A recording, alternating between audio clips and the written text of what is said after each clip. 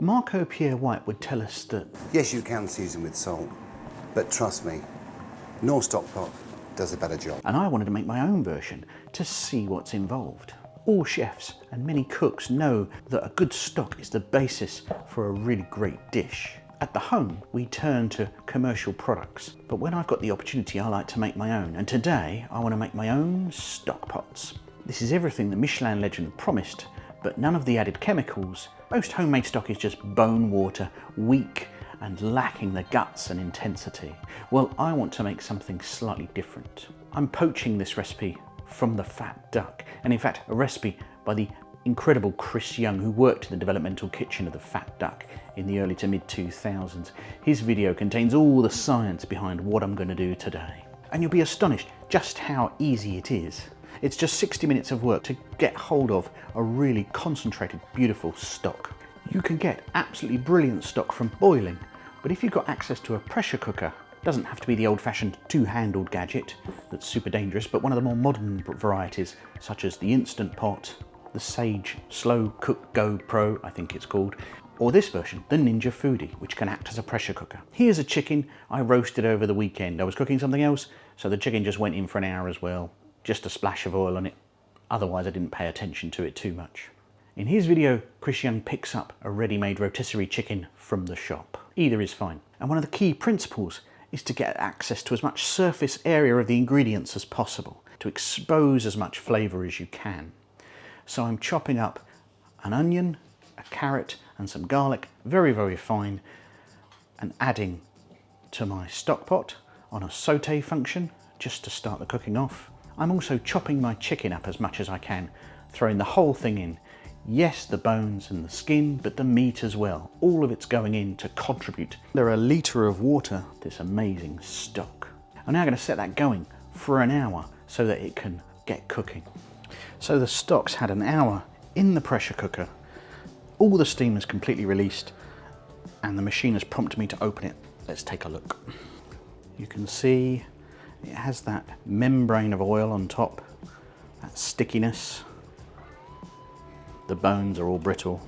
So on to the next stage of our plan. Now I'm just going to strain off this stock through a sieve.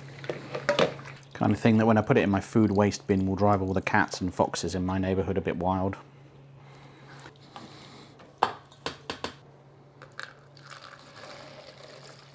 And of course I'm going to decant some into my stock pots. Now these are going in the fridge to set. Oh, and it just took a minute. I added just under a litre of water to the stock pot and I've got 1200 millilitres of stock out. So that extra juice has been squeezed and wrung out of the vegetables and the meat. Interesting. And having had time to set overnight, here's our finished stock. Now yes, there is a very thin layer of fat on top, maybe 4 millimetres, which you could scrape off. I actually don't mind it. I'd be happy with that in my dish. Depends what it is. And you've got stock with that perfect wobble. And whenever you see stock with a wobble, you know you're in for a good time and that stock is going to be packed with flavour. And all the collagen and juicy bits have melded back into that stock to create this satisfying juice. And it tastes like essence of chicken. There's no added salt or pepper to that. So it's a very clean taste that I can take in loads of directions. And I've got that film on my lips from that slick of fat on top that again gives me a hint that this is a good stock. And my little stock boys. By rinsing out used stock pots, I've created my own little versions. But I think what this really needs is a little bit of branding.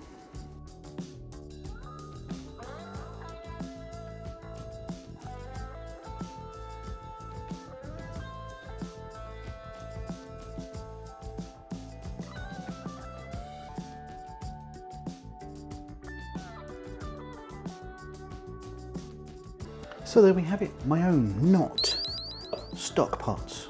And I'm very pleased with that. If we look at the ingredients for Knorr's chicken stock pots, we get Concentrated chicken stock, 63%. So the first ingredient in a stock pot is chicken stock, which it says it's made from water and chicken, and then salt and flavourings, sugar, yeast extract, otherwise known as Marmite commercially, chicken fat, potassium chloride, palm fat, everyone's favourite fat, jelly agent, xanthan gum, locust bean gum, not nasty at all, but they used to create that thickening, wobbly effect, garlic, carrots, leek, caramel syrup for colour, maltodextrin, parsley, colour, just carotene and carrot juice powder. A whole bunch of stuff in there, not really nasties, but we've gone quite a long way from a chicken carcass with carrot, onion and garlic and water. And I'm much happier with the hour spent on my version. And so I think a good way to show off the stock pot is to actually use it. So let's make something super simple, super quick, that will really show it off. So I've got a chicken breast here, which I'm just folding into a piece of paper and then hammering so that it's about as thick as my hand. This means it cooks evenly, so you don't have that skinny tail and the chunky fat part of the breast cooking at different times. A lot of the time I will brine my breast so that it's completely moist and almost impossible to overcook. But we're going to work fairly fast here. Just a little oil to the pan, one of Marco's favourites. I'm going to season generously with salt and Marco's favourite white pepper. Leave that undisturbed so that it cooks completely evenly. Just going to need to check the temperature. And at 70 degrees now internally, I'm going to pull that, let that rest over the next couple of minutes. That's going to come all the way up to the safe zone. So into my pan, I'm just going to add one of my stock pots.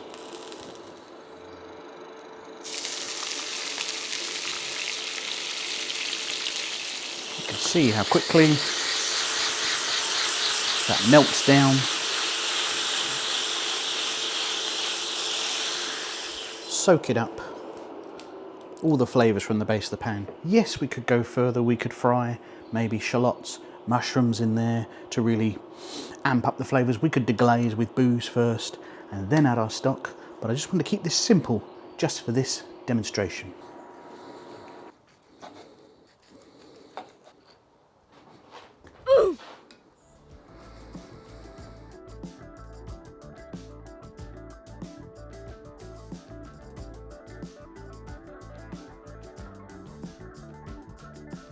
So keeping things very simple, chicken on chicken. Let's try it. Just to repeat, yes, we could have made a more unctuous and full-bodied sauce, but I just wanted to get that full chicken flavour. And that's it, just by melting it through just for 30 seconds or so, just to bring it back to temperature, reduce it ever so slightly, and just coating that chicken breast. We've just put chicken back in chicken. A resounding success. Now, this is all a bit of silly fun, just poking fun, putting a stock like that. But genuinely, pressure cooked chicken stock is the way to go. If you've roasted up a chicken, keep everything, cover with water, a few little veg that you've probably got knocking around anyway.